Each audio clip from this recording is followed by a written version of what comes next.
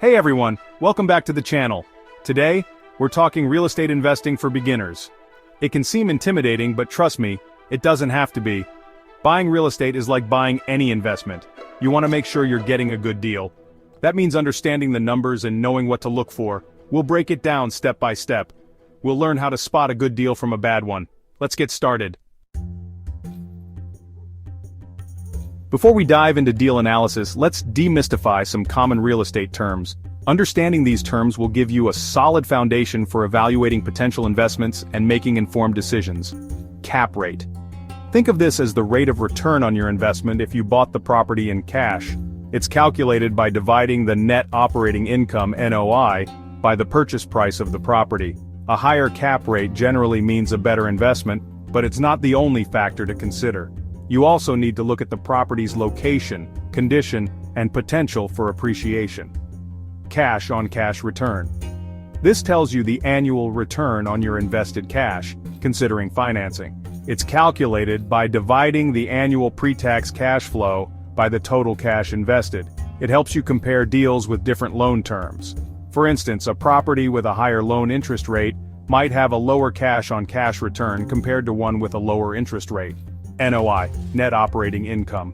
This is the income generated by the property after deducting operating expenses. It includes rent and other income minus costs like maintenance, property management fees, and utilities. It's like the profit the property makes before debt payments. NOI is crucial because it gives you a clear picture of the property's profitability. Understanding these terms is crucial for evaluating deals. Let's use an example to illustrate how these metrics work together. Imagine a property generates $100,000 in annual rent and has $50,000 in operating expenses.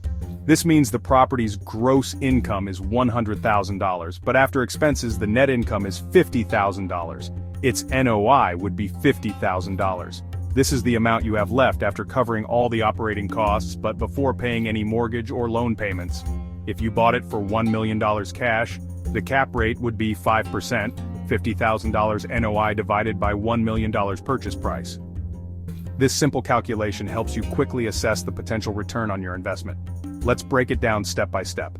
First, determine the net operating income, NOI.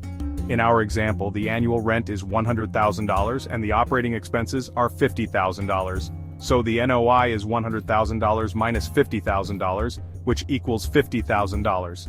Next, take the purchase price of the property, which is $1 million. To find the cap rate, divide the NOI by the purchase price. So, $50,000 divided by $1 million equals 0.05, or 5%. By following these steps, you can easily calculate the cap rate and evaluate the potential return on your investment. Pro forma is just a fancy term for financial projections. These projections are crucial for investors and real estate professionals, as they provide a snapshot of the potential financial performance of a property. It's an educated guess about how the property will perform financially in the future. This includes estimates of income, expenses, and other financial metrics that can impact the property's profitability. When analyzing a pro forma, pay close attention to rental income. This is often the largest source of revenue for a property, and it's important to ensure these figures are realistic. Is it realistic based on market rents? Compare the projected rental income with current market rates to see if they align. Vacancy rate. Is the assumed vacancy rate reasonable for the area? High vacancy rates can significantly impact your income, so it's crucial to use accurate data. Operating expenses. Are there any hidden costs? Look for any expenses that might not be immediately obvious, such as maintenance or management fees. Don't be afraid to ask questions and challenge assumptions. If something doesn't seem right, it's important to get clarification.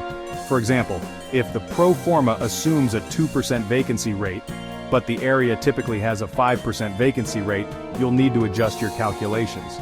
This ensures your projections are as accurate as possible, helping you make informed investment decisions. Section 4, Upside Potential versus Downside Risk Balancing Act. Every investment has potential rewards and risks.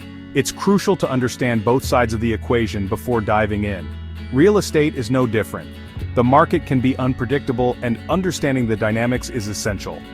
Upside potential refers to the possibility of making more money than projected. This is the dream scenario for any investor.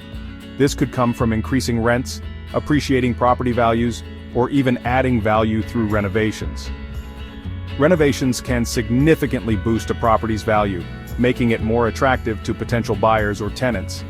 Downside risk is the potential for losing money on your investment. This is the part that keeps investors up at night. This could happen due to unexpected repairs, economic downturns, or other unforeseen events that impact the market. Changes in the neighborhood, such as increased crime rates or declining infrastructure, can also affect property values. A good real estate deal should offer a favorable balance between upside potential and downside risk. Striking this balance is key to long-term success. Remember, due diligence is key. Do your research, get inspections, and understand the local market. Knowledge is your best tool. By being thorough and informed, you can make smarter investment decisions and navigate the complexities of the real estate market with confidence. Section 5, Analysis, Paralysis. Don't let it stop you. It's easy to get bogged down in the details and overanalyze every deal. Here are some tips to avoid analysis paralysis. Set clear investment criteria. What are your must-haves in a property? Focus on the big picture, don't sweat the small stuff, trust your gut. If something feels off, it probably is. Remember, done is better than perfect. Don't let overthinking paralyze you from taking action. Section 6, Good Deal, Bad Deal, Spotting the Difference. Let's look at some examples. A good deal is a well-maintained property in a desirable neighborhood with a realistic pro forma, a strong cap rate, and potential for appreciation. A bad deal is a fixer-upper in a declining area with an overly optimistic pro forma, low cash flow, and high potential for unexpected expenses. Remember, there is no one-size-fits-all answer. What's a good deal for one investor might not be a good deal for another. That's it for today's video. Hope you found this helpful. If you're just starting out in real estate investing, remember to take your time, do your research, and don't be afraid to ask for help. Don't forget to like and subscribe for more real estate investing tips and tricks. Everyone,